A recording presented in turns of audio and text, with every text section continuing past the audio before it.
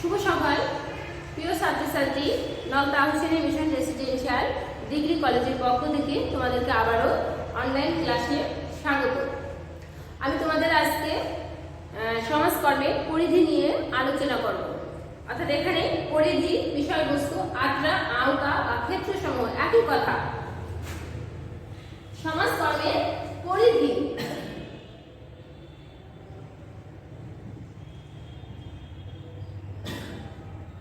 সমাজকর্মের পরিধি। তাহলে আমাদের আজকের আলোচনার বিষয় হচ্ছে কি সমাজকর্মের পরিধি।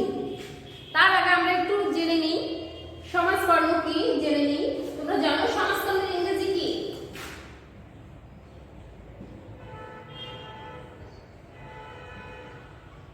এই হচ্ছে সমাজকর্মের ইংরেজি। সমাজকর্ম অর্থাৎ সমাজের যে কাজ সেটাই হচ্ছে কি সমাজকর্ম।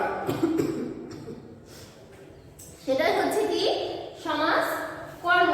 তাহলে আমরা যেহেতু সমাজকর্মের সংজ্ঞা দিয়ে একটু আবার একটু আলোচনা করতে চাই। আসবে সমাজকর্মের সংজ্ঞা। সমাজকর্মের সংজ্ঞা কি?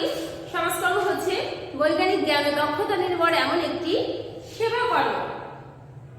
সমাজকর্ম হচ্ছে কি বৈজ্ঞানিক জ্ঞান ও দক্ষতা নির্ভর এমন একটি সেবা কর্ম যে ব্যক্তিগত ও দলগত সন্তোষজনক সম্পর্ক উন্নয়নে বা স্বাধীনতা লাভে সহায়তা করে।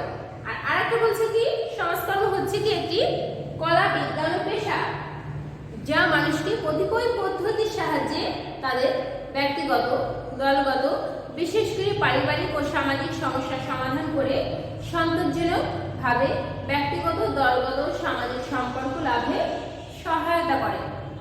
এটাই হচ্ছে কি সমাজকর্ম। দেখো আমরা সংজ্ঞায় বলে দিয়েছি সমাজকর্ম হচ্ছে কি বিজ্ঞান, কলা এবং পেশা, তিনটি হচ্ছে সমাজকর্ম।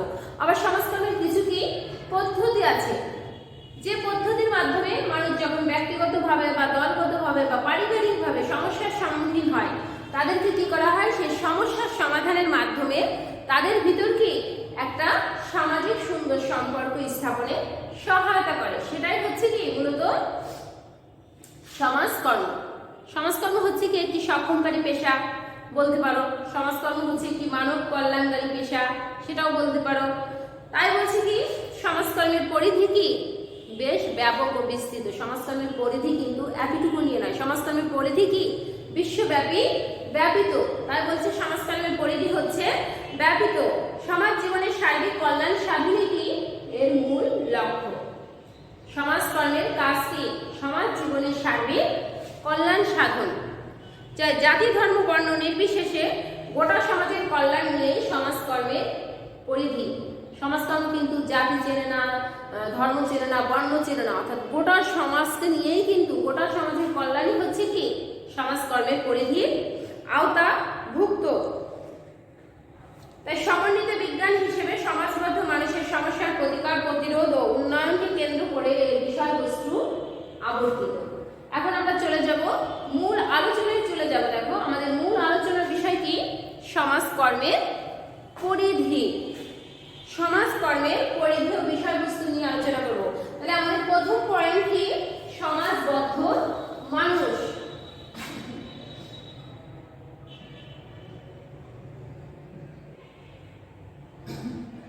সমাজবদ্ধ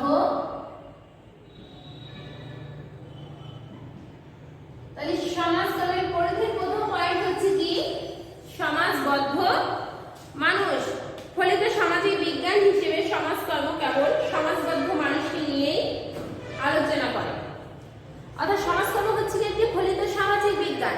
এই ফলিত সামাজিক বিজ্ঞান হচ্ছে সমাজকর্ম কি করে সমাজবদ্ধ মানুষকে নিয়েই আলোচনা করে। সমাজ বহির্ভূত বা সমাজ বিচ্ছিন্ন যেসব মানুষ আছে, যেমন কি সমাজ বহির্ভূত বা সমাজ বিচ্ছিন্ন ব্যক্তি কেমন, যেরকম যাযাবর, সন্ন্যাসী, ফকির, সমস্যা বা কল্যাণ এদের পরিধিভুক্ত নয়। অর্থাৎ যারা যাযাবর আছে, সন্ন্যাসী আছে, ফকির আছে, এদের কল্যাণ কিন্তু সমাজকর্মের পরিধির আওতাভুক্ত নয়। অর্থাৎ সমাজকর্ম সমাজস্থ মানুষের সমস্যা সমাধান এবং উন্নয়ন নিয়ে আলোচনা করে। এটাই হচ্ছে কি সমাজকর্ম। অর্থাৎ সমাজবদ্ধ সমাজে যারা বসবাস করে তাদেরকে নিয়েই সমাজকর্ম কি করে আলোচনা করে, আর এটাই হচ্ছে তাদের কল্যাণই হচ্ছে সমাজকর্মের পরিধির আওতাভুক্ত। কিন্তু যাযাবর কারা? যারা বেদে। দেখো বেদেরা কি করে, আজকে এখানে থাকলো কিছুদিন, আবার আরেক জায়গায় থাকলো কিছুদিন, সেটা হচ্ছে কি যাযাবর, অর্থাৎ ওদের কোনো নির্দিষ্ট কিন্তু বসবাসের কোনো স্থান নেই। আর একটা হচ্ছে সন্ন্যাসী। সন্ন্যাসী কারা? অর্থাৎ যারা সাধনা করে, সাধন ভজন করে, কিন্তু ত্যাগ করে কি করে? সাধন ভজন করে। অর্থাৎ এদের কল্যাণ কিন্তু সমাজকর্মের পরিধির আওতাভুক্ত নয়। আরেকটা হচ্ছে কি সমগ্র সমাজ ব্যবস্থা। সমগ্র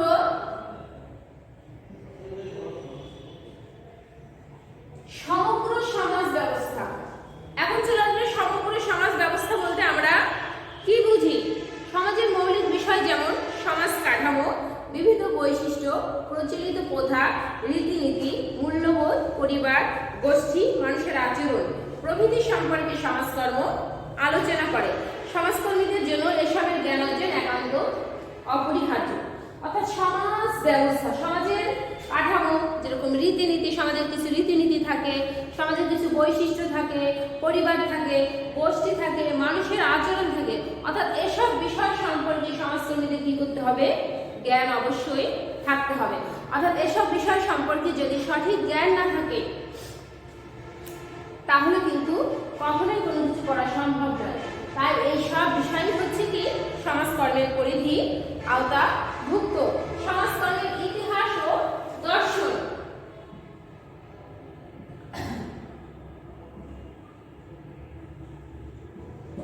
সমাজকর্মের ইতিহাস ও দর্শন।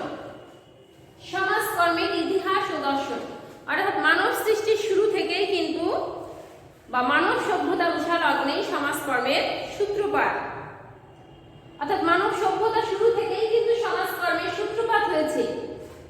তাই বলছে কি যে সুপ্রাচীন কাল থেকেই সমাজকর্মের উদ্ভব, ক্রমবিকাশের ইতিহাস, দর্শন, লক্ষ্য সম্পর্কে আলোচনা সমাজকর্মের প্রধান বিষয়বস্তু। অর্থাৎ এইভাবে হয়তো সাবজেক্ট আকারে কখনো আসেনি, কিন্তু মানব সমাজ যখন থেকে শুরু হয় তখনই কি সমাজের কাজ। সমাজকর্ম মানে কি? সমাজের কাজ, কল্যাণমূলক কাজ। তাহলে এটা কি মানুষ যখন থেকে এসেছে তখন থেকেই কিন্তু এই কাজগুলো চলে আসছে, কিন্তু দেখা যায় সাবজেক্ট হিসেবে হয়তো আসছে অনেক পরে, কিন্তু এটা কিন্তু ইতিহাস এবং দর্শন এটা কিন্তু প্রথম থেকেই চলে আসছে। আরেকটা বলছে কি সমস্যা ও সমাধান।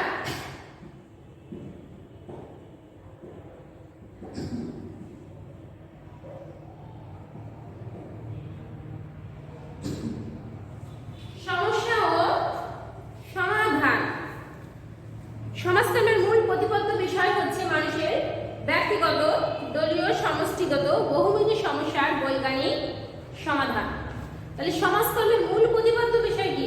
মানুষের ব্যক্তিগত, দলগত, সমষ্টিগত এই যে বহুমুখী সমস্যা, সেই সমস্যার কি করা? সমাধান। এর জন্য সমস্যা সম্পর্কিত বিস্তারিত জ্ঞান থাকা অবশ্যই দরকার। অর্থাৎ মানুষ যে সমস্যার সম্মুখীন হচ্ছে সেই সমস্যা সম্পর্কে কি করতে হবে? বিস্তারিত জ্ঞান থাকতে হবে। অর্থাৎ একজন মানুষের কিন্তু বিভিন্ন ধরনের সমস্যা থাকতে পারে, কিন্তু সেই সমস্যার ভিতরে কোনটা প্রাধান্য, অর্থাৎ কোন সমস্যাটা আগে সমাধান করলে সে বেশি উপকৃত হবে সেটা সম্পর্কে কিন্তু অবশ্যই জ্ঞান থাকতে হবে। তাই জ্ঞান থাকা অবশ্যই। সমস্যার উৎস, কারণ প্রভৃতি প্রকাশ সম্পর্কে বহুমুখী বিশ্লেষণ এবং সে সাথে বিভিন্ন ধর্মী সমস্যার বিজ্ঞানসম্মত সমাধান আলোচনা সমাজকর্মের পরিধিভুক্ত। তারপর এটা বলছে কি সার্বজনীন কল্যাণ।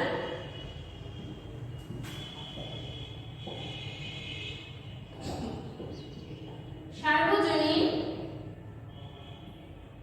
কল্যাণ। সার্বজনীন কল্যাণ সমাজকর্ম সমাজস্থ মানুষের কোনো একটি বিশেষ শ্রেণীকে নিয়ে ব্যাপিত নয়। সমাজকর্ম কিন্তু কি কোনো একটি বিশেষ শ্রেণীকে নিয়ে ব্যাপিত নয়। অর্থাৎ সমাজকর্ম কি সবার কল্যাণে নিয়োজিত। এখানে জাতি, ধর্ম, বর্ণ নির্বিশেষে সকল মানুষের কল্যাণই কি এর আওতাভুক্ত বা পরিধিভুক্ত। অর্থাৎ সমাজকর্ম বিশেষ কোনো শ্রেণীকে নিয়ে কাজ করে না, সে কাজ করে কি জাতি, ধর্ম, বর্ণ নির্বিশেষে সবাইকে নিয়ে সমাজকর্ম কি করে? কাজ করে। অর্থাৎ এর কাজ হচ্ছে কি যে সমস্যাগ্রস্ত ব্যক্তি তাকে নিয়েই কাজ করা। অর্থাৎ সে ধনী হোক, দরিদ্র হোক, মধ্যবিত্ত হোক, একদম নিম্ন বা হত দরিদ্র হোক, প্রত্যেক শ্রেণীকে নিয়েই কি করে সমাজকর্ম কাজ করে। তার কাছে কিন্তু কোনো ভেদাভেদ নেই। অর্থাৎ একজন গরিব মানুষ যে সমস্যায় আক্রান্ত হয়েছে তাকে আমি সমস্যার সমাধান দেব না, সেটা কিন্তু নয়। সমাজকর্ম কি করে, সবাইকে নিয়েই কাজ করে। আরেকটু বলছি কি, সামগ্রিক দিক।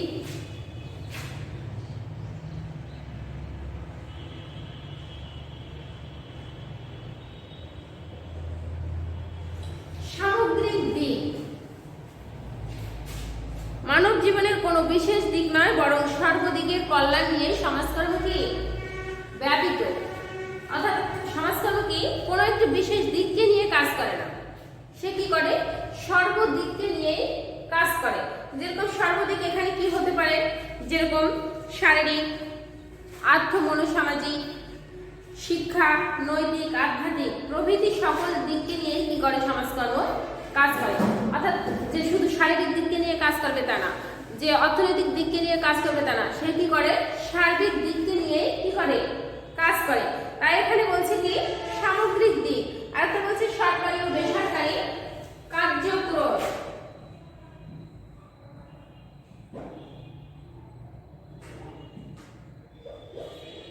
সরকারি ও বেসরকারি কার্যক্রম।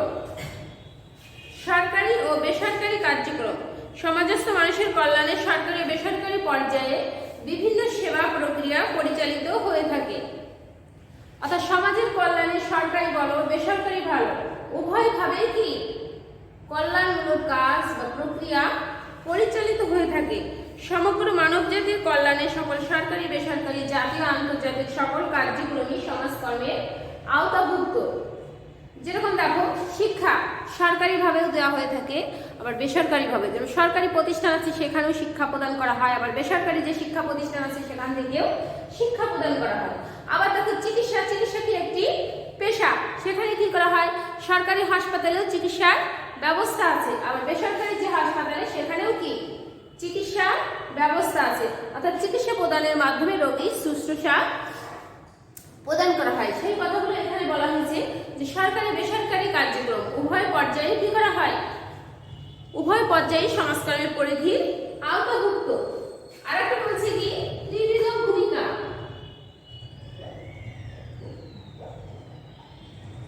ত্রিবিধ ভূমিকা। ত্রিবিধ ভূমিকা বলতে আমরা কি বুঝি, আধুনিক সমাজকর্ম সমস্যার স্থায়ী ও বৈজ্ঞানিক সমাধান এবং সমাজের উন্নতি ও অগ্রগতির দিকে এগিয়ে নেওয়ার লক্ষ্যে একই সাথে তিনটি প্রধান দিকের ভূমিকা পালন করে থাকে। সেটা কি, একটা হচ্ছে প্রতিকারমূলক, একটা হচ্ছে প্রতিরোধমূলক, আর একটা হচ্ছে উন্নয়নমূলক।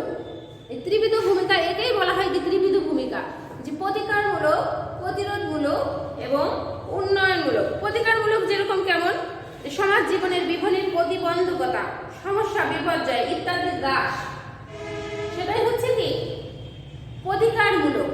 অর্থাৎ যে কোনো সমস্যা আসুক না কেন সেটাকে কি করতে হবে, বিদূরিত করতে হবে, সেটাই হচ্ছে প্রতিকারমূলক। প্রতিরোধমূলক কেমন, সমাজের সমস্যার সৃষ্টিকারী উপাদান উদ্ভূত হওয়ার পূর্বে অনুকূল পরিবেশ সৃষ্টি করতে হবে। অর্থাৎ কোনো সমস্যা আসার আগেই কি করতে হবে, এমন পরিবেশ সৃষ্টি করতে হবে যাতে সে সমস্যাটা আর না আসে, প্রতিরোধ করতে হবে। দেখুন আমরা এখন সবাই কি পৃথিবীর বিভিন্ন দেশে দেখো করোনায় কিন্তু বহু সংখ্যক লোক মারা গিয়েছে।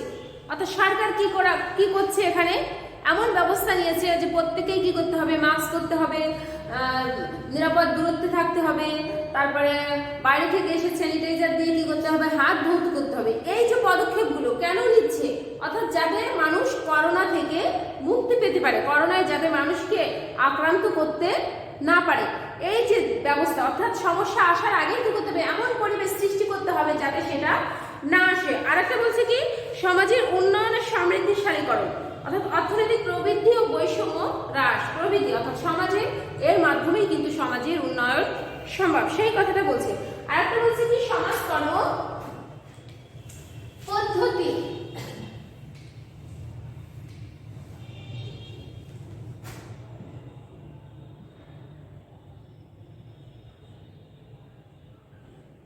সমাজকর্ম পদ্ধতি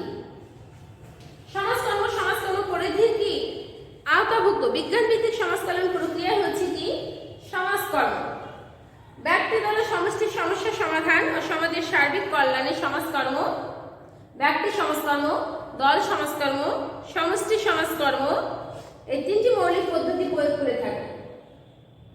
কি বলছে? ব্যক্তি, দল এবং সমষ্টি। ব্যক্তি, দল,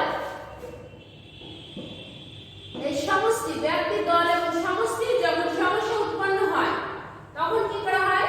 ব্যক্তি সমাজকর্ম, দল সমাজকর্ম, সমষ্টি সমাজকর্ম, এই তিনটি মৌলিক পদ্ধতি প্রয়োগ করা হয়। আবার এই মৌলিক পদ্ধতিতে সহায়তা করে কে? যেমন সমাজকর্ম গবেষণা, সমাজকর্ম প্রশাসন, সামাজিক কার্যক্রম, এগুলোই হচ্ছে কি সমাজকর্ম পদ্ধতি। অর্থাৎ এই পদ্ধতিগুলোর মাধ্যমে কি করা হয়? সমস্যার সমাধান দেওয়া হয়। এটা হচ্ছে সমাজকর্মের পরিধি, আওতাভুক্ত বা প্রয়োগ ক্ষেত্র। আর একটা হচ্ছে কি বহুমুখী কর্মসূচি।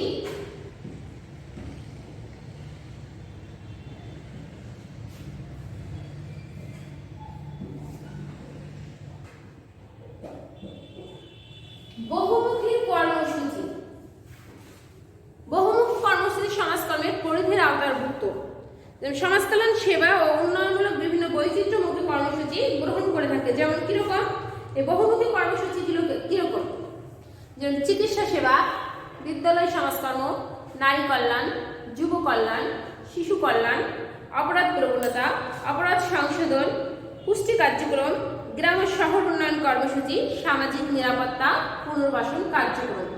এই যে বহুমুখী কর্মসূচিগুলো কি করে? সমাজকর্ম গ্রহণ করে থাকে। এটা কিন্তু সমাজকর্মের পরিধির আওতাভুক্ত এই কর্মসূচিগুলো। অর্থাৎ এই কর্মসূচির মাধ্যমেই আমরা দেখো বিভিন্নভাবে যে ব্যক্তি সমাজকর্ম পদ্ধতি অনুশীলন করা হয় সমাজ চিকিৎসা ক্ষেত্রে, আবার শিক্ষা স্কুল সমাজকর্মের ক্ষেত্রেও কি করা হয়? ব্যক্তি সমাজকর্ম পদ্ধতি অনুশীলন করা হয়। এই যে বহুমুখী কর্মসূচি, এটা সমাজকর্মের পরিধির আওতাভুক্ত।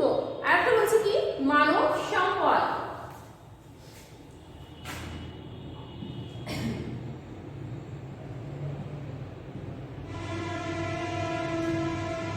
মানব সম্পদ সবচেয়ে বড় সম্পদ হচ্ছে কি মানুষের? মানব সম্পদ।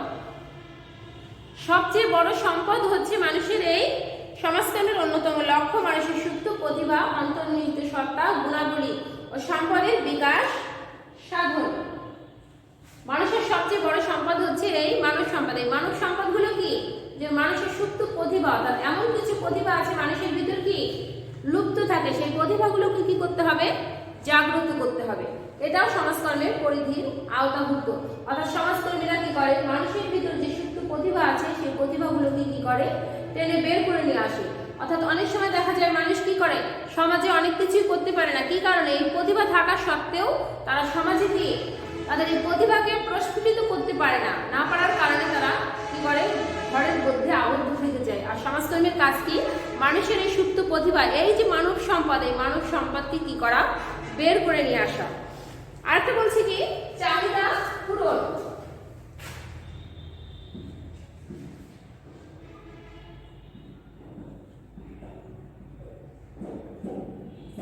চাহিদা পূরণ